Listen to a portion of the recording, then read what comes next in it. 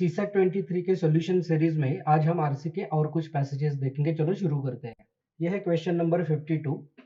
While awareness on use or misuse and abuse of antibiotics is common knowledge, as is the impact of dosing poultry with antibiotics, the environmental impact of antibiotics manufacturing companies not treating their waste has scarcely been discussed at any length or seriousness thus far. बहुत बड़ा sentence है, almost 2 ही sentence का ये पूरा paragraph है, 3 sentence का है।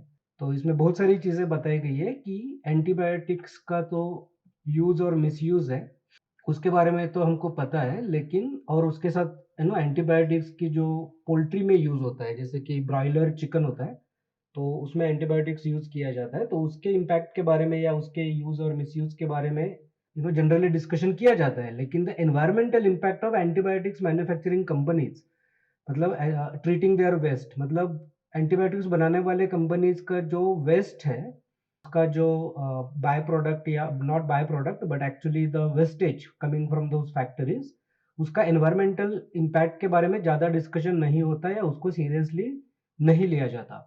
Pollution from antibiotics factories is fuelling the rise of drug resistant infections.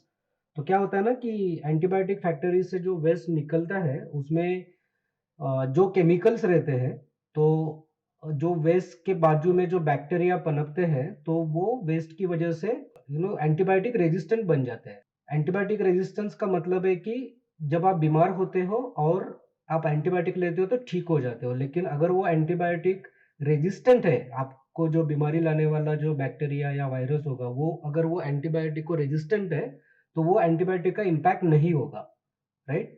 और होता क्या है कि ये पैराग्राफ में ये बताया गया है कि इस तरह से जो एंटीबायोटिक मैन्युफैक्चरिंग कंपनी से वेस्ट निकलता है, वहां से जो इन्फेक्शन होता है वो ड्रग रेजिस्टेंट होता है, क्योंकि ऑलरेडी वो जो बैक्टीरियाज है जो इन्फेक्शन फैलाते हैं, वो एंटीबायोटिक रेजिस्टेंट होते हैं, because they are coming from the same factory, right? And that's why they are drug resistant. Infection caused by those bacteria are drug resistant infections. The occurrence of drug resistant bacteria surrounding the pharma manufacturing plants is well known. तो ये pharma manufacturing करने वाले, medicine manufacturing करने वाले plants है, उसके बारे में, उसके बाजू में जो वेस्ट होता है उसमें पनपने वाले बैक्टीरिया के एंटीबायोटिक रेजिस्टेंस होने के बारे में तो सबको पता है, it is a well known. So it is very important that we discuss about the waste management from pharma manufacturing. That is the message और that is the topic of this passage. चलो question देखते हैं। Which one of the following statements best reflects the most logical and practical message conveyed. Logical या practical message क्या है? It is necessary to put proper effluent treatment protocols in place. Effluent का मतलब है liquid waste, जो chemical से भरा हुआ रहता है, जो फैक्ट्री से निकलता है, उसके नेसेसरी ट्रीटमेंट का प्रोटोकॉल होना जरूरी है। So obviously this is one of the option कि उसके बैड इफेक्ट के बारे में बताया गया है, तो वी कैन से दैट कि दिस इज द मैसेज कि उसका वेस्ट मैनेजमेंट के लिए प्रोटोकॉल स्ट्रिक्ट होना जरूरी है। It is necessary to promote environmental awareness among people. सही है, लेकिन इस पैसेज से उसका कोई लिंक नहीं है, environmental awareness among common people. Spread of drug resistant bacteria can not be done away with as it is inherent in modern medical care. हो सकता है, नहीं हो सकता है, क्योंकि ये इनएविटेबल है क्या नहीं है, उसके बारे में कुछ भी पैसेज में डिस्कस नहीं किया गया है। Pharma manufacturing company should be set up in remote rural areas away from crowded towns and cities. हो सकता है, मतलब ये एक सॉल्यूशन, लेकिन ये पैराग्राफ में उसके बारे में कोई भी डिस्कशन नहीं किया गया है। So it is straightforward answer number A और option number A, that's your answer. चलो नेक्स्ट पैसेज देखते हैं। Benefits of good quality school education accrue only when students complete and leave school after having acquired the gateway skills. School education का जो quality है वो अगर अच्छा होगा तो उसका जो बेनिफिट होगा वो तभी रियलाइज होगा जब स्टूडेंट्स वहां से निकलेंगे, जब वो basic skills, foundational skills, getaway skills acquire करके वहां से निकलेंगे, तभी तो जाके वो उसको स्किल को इस्तेमाल करेंगे या उसके ऊपर फर्दर नॉलेज बिल्ड करेंगे, तो उसका बेनिफिट हमको पता चलेगा या यूज होगा। Like one learns to walk before running, similarly one picks up advanced skills only after picking the basic foundational skills. तो जैसे कोई भागने के पहले चलना सीखता है या चलना चाहिए, वैसे ही कोई एडवांस स्किल सीख सकता है जब वो फाउंडेशनल स्किल सीखा हो अच्छी तरह से स्कूल में. The advent of knowledge economy poses new challenges, and one of the severe consequences of having an uneducated workforce will be our inability to keep pace with the global economy.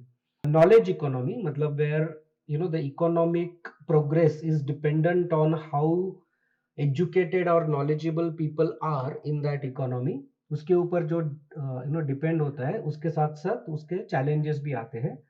और uneducated workforce होने का एक severe परिणाम ये है कि हम लोग ग्लोबल इकोनॉमी जिस पेस से बढ़ रही है उसके साथ हम लोग अपने आप को रख नहीं पाएंगे, उसके साथ we will not be able to keep the pace if we are not acquiring the good quality education at a foundational level.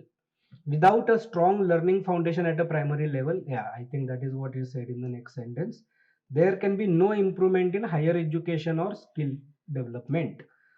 So ये पैराग्राफ में ये क्या कहना चाह रहा है कि जो प्राइमरी लेवल है स्कूल का, उसमें गुड क्वालिटी एजुकेशन बहुत ज़्यादा इंपॉर्टेंट है, क्योंकि वही एक फाउंडेशन बन जाता है फर्दर स्किल एडवांसमेंट के लिए या फर्दर वर्कफोर्स के लिए, राइट. मतलब कोई प्रोफेशनल फर्दर एजुकेशन करेगा या कोई वोकेशनल कोर्स करेगा या कोई जॉब पे चला जाएगा, तो सबके लिए वो बेसिक फाउंडेशन स्कूल एजुकेशन जो होता है जो स्कूल में, उसका क्वालिटी अच्छा होना जरूरी है. That is the crux of this passage. I think that is the question also, crux of the passage. चलो ऑप्शंस देखते हैं.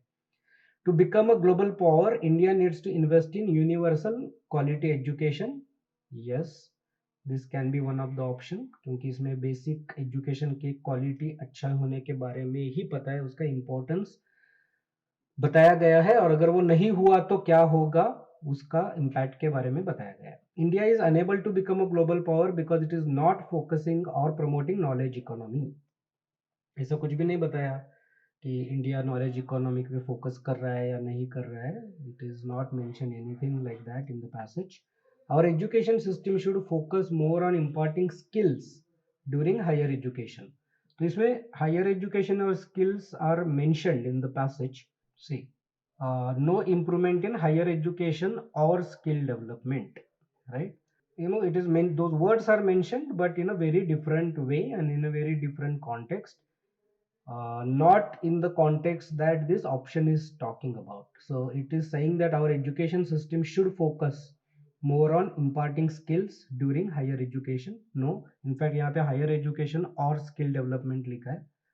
So this is not an option. Parents of many school children are illiterate and are unaware of the benefits of quality education. Parenting के बारे में, उनके role के बारे में कुछ नहीं mention किया है. I think this is a fairly straight answer, which is option number A, and that's your answer for this passage. Thanks for watching this. Please subscribe to this channel. I will solve all the CSAT questions. Very few are remaining, and we have also started geography series for animated videos. So please subscribe to this channel, and I will see you in the next video. Thank you.